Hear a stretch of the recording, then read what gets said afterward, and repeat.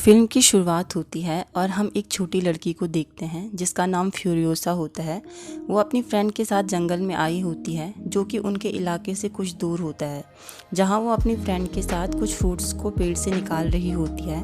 Furiosa की friend उससे कह रही होती है कि हम लोग अपने इलाके की सीमा से काफ़ी बाहर आ गए हैं, इसलिए हमें वापस जाना चाहिए। लेकिन फ्यूरियोसा उसकी बात नहीं सुन रही होती। फिर तभी वो कुछ बाइकर्स को वहाँ से कुछ दूर देखती है। अब फ्यूरियोसा अपनी फ्रेंड को वहीं रुकने के लिए कहती है और खुद छुपकर उन बाइकर्स के पास जाती है और उनके सामान को देखने लगती है। तभी उन बाइकर्स में से एक आदमी फ्यूरियोसा को देख लेता है और उसे पकड़कर अपनी बाइक पर बिठाता है और उसे अपने साथ ले जाता है। अब इस दौरान फ्यूरियोसा विसल से अपनी फैमिली को सिग्नल देती है, जिसके कारण फ्यूरियोसा की माँ को पता चल जाता है कि फ्यूरियोसा मुसीबत में है। इसलिए वो उन बाइकर्स का पीछा करती है जो कि फ्यूरियोसा को उठाकर ले जा रहे होते हैं। वो बाइकर्स काफ़ी आगे होते हैं, इसलिए फ्यूरियोसा की माँ कुछ बाइकर्स को गोली से मार देती हैं।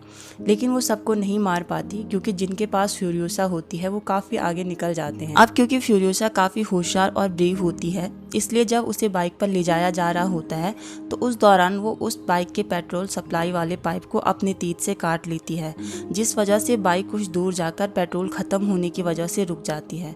फिर जब वो आदमी बाइक में दूसरे कैन से ऑयल भर रहा होता है तो उस वक्त फ्यूरियोसा अपनी रस्सी काटकर भाग जाती है। अब क्योंकि वो बहुत छोटी है, इसलिए वो बाइकर्स उसे पकड़ लेते हैं और फिर से उसे बाइक पर बिठाकर वहां से आगे बढ़ता है। फिर जिस आदमी के पास फ्यूरियोसा होती है वो जल्दी से अपने इलाके में एंटर हो जाता है, क्योंकि उसका मकसद था कि वो जल्दी से अपने लीडर डिमेंटस के पास जाकर उसे ये लड़की सौंप दे और उसे ये भी बताए कि जहाँ से इस लड़की को वो लेकर आए हैं उस जगह खाना और पानी सब है।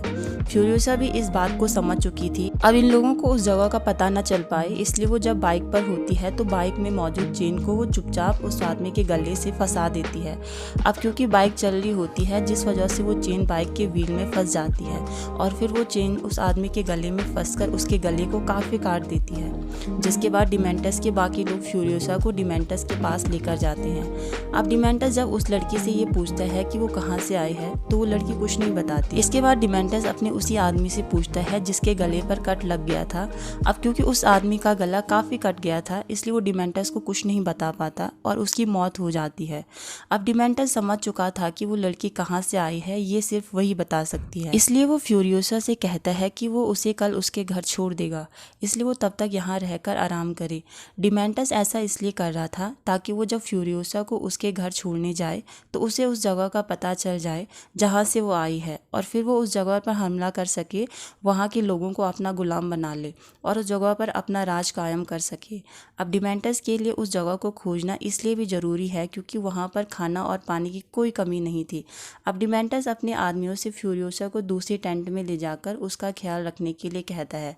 लेकिन फिर रात के वक्त जब डिमेंटस के लोग फ्यूरियोसा को खाना खिला रहे होते हैं तो तभी वहाँ फ्यूरियोसा की माँ आ जाती है और वो डिमेंटस के आदमियों पर हमला करके फ्यूरियोसा को वहाँ से बाइक में बिठाकर वापस ले जाती है। लेकिन फिर डिमेंटस और उसके लोग भी उनका पीछा करने लगते हैं और कुछ दूर जाकर वो उन्हें पकड़ लेते हैं।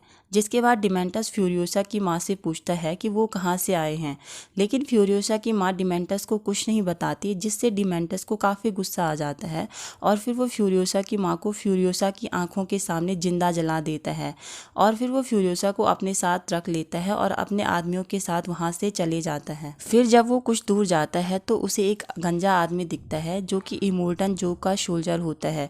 अब डिमेंटस उसे पकड़कर पूछता है कि वो कौन है और कहाँ से आया है। जिसके बाद वो आदमी डिमेंटस को इमोर्टन जो के बारे में सब कुछ बताता है कि इमोर्टन जो का कुछ दूरी पर अपना किला है जहाँ पर उसके पास बहुत सारा पानी और खाना भी है। अब खाने और पानी की बात सुनकर डिमेंटस फैसला करता है कि वो अब इमोर्टन जो के किले पर जाएगा और वहाँ हमला करके उसके पूरे साम्राज्य पर कब्जा कर लेगा। ये सोचकर वो अपनी पूरी आर्मी के साथ इमोर्टन जो के किले पर पहुँच जाता है और वहाँ पहुँचकर वो इमोर्टन जो के सामने ये बात रखता है कि इमोर्टन जो खुद को उसके सामने सरेंडर कर दे, नहीं तो वो उसे और उसके लोगों को बहुत बुरी मौत मारेगा। जिसके बाद इमोर्टन जो अपने सोल्जर्स को हमला करने का ऑर्डर देता है। जिसके बाद इमोर्टन जो के सोल्जर्स डिमेंटस के आदमियों पर हमला शुरू कर देते हैं और उन पर बम गिराने लगते हैं, जिस वजह से डिमेंटस के काफ़ी आदमी मारे जाते हैं। अब खुद को हारता देख डिमेंटस वहाँ से भागने में ही समझदारी मानता है, इसलिए वो अपनी आर्मी के साथ वहाँ से भाग जाता है। अब डिमेंटस को पता चलता है कि इमोर्टन जो के पास एक ऑयल फैक्ट्री है जिसे इमोर्टन जो का भाई भाई संभालता है, उस गैस टाउन की ऑयल से ही इमोर्टन जो अपनी गाड़ियों और मशीन को चलाता है। इसलिए डिमेंटर डिसाइड करता है कि वो गैस टाउन पर हमला करके उसे अपने कब्जे में ले लेगा और फिर इमोर्टन जो के पास जाकर ऑयल के बदले खाना और पानी का सौदा करेगा। इसलिए वो अपनी आर्मी के साथ गैस टाउन पर हमला बोल देता है और फिर वहाँ के सोल्जर्स को मारकर गैस टाउन को अपने कब्जे में ले लेता है। फिर वो अपने कुछ आदमियों और फ्यूरियोसा के साथ इमोर्टन जो के पास जाता है और इमोर्टन जो से डील करता है कि आज से अगर उसे ऑयल चाहिए तो इसके बदले उसे उन्हें पानी और खाना देना होगा। अगर वो उसकी बात न मानकर उसे और उसके आदमियों को मारता है तो उसने गैस टाउन में अपने कुछ आदमियों को बोला है कि अगर वो कुछ टाइम बाद वापस ना आए तो वो लोग गैस टाउन को ब्लास्ट कर उड़ा दें। अब क्योंकि इमोर्टन जो के लिए गैस टाउन काफ़ी इंपॉर्टेंट था, इसलिए वो इस डील के लिए तैयार हो जाता है। अब इस दौरान इमोर्टन जो डिमेंटस के साथ फ्यूरियोसा को देखता है तो वो डिमेंटस से पूछता है कि ये लड़की कौन है। तो डिमेंटर उससे कहता है कि ये लड़की उसकी बेटी है। लेकिन फिर जब इमोर्टन जो फ्यूरियोसा से पूछता है तो वो सब बता देती है कि वो डिमेंटस की बेटी नहीं है, डिमेंटस ने तो उसकी माँ को उसके सामने जिंदा जलाकर मार दिया था। अब इमोर्टन जो डिमेंटस से इस डील के बदले फ्यूरियोसा को मांगता है, जिसके बाद डिमेंटस इमोर्टन जो को फ्यूरियोसा दे देता है। फिर इमोर्टन जो फ्यूरियोसा को अपनी सभी बीवियों के साथ कैद कर लेता है ताकि जब वो बड़ी हो तो इमोर्टन जो उसे भी अपनी बीवी बना ले और उससे भी बच्चे पैदा कर सके। अब फ्यूरियोसा जब वहाँ इमोर्टन जो की बीवियों के साथ रहती है तो उसे इमोर्टन जो के इरादे समझ में आ जाते हैं। अब उन औरतों की बुरी हालत को देखकर वो वहाँ से भागने का फैसला करती है। इसके लिए वो अपने बाल काट देती है और अपना गेटअप चेंज कर लेती है और फिर मौका देखकर वहाँ से भाग जाती है। फिर वो इमोर्टन जो के सोल्जर्स के बीच में छुप जाती है और उन सोल्जर्स के साथ मिलकर वो वहाँ काम करने लगती है। अब क्योंकि फ्यूरियोसा हर काम को बहुत बेहतर तरीके से कर रही थी, इसलिए उसे वहाँ और काम सिखाए जाते हैं। इसी तरह कई साल बीत जाते हैं और अब फ्यूरियोसा बड़ी हो जाती है और अब उसके काम को देखते हुए उसे ऑयल टैंक पहुँचाने का काम दिया जाता है। इसमें उसके साथ जैक नाम का आदमी भी होता है जो कि टैंकर को ड्राइव करने का काम करता है। अब क्योंकि जैक एक अच्छा इंसान होता है इसलिए फ्यूरियोसा और जैक की दोस्ती हो जाती है।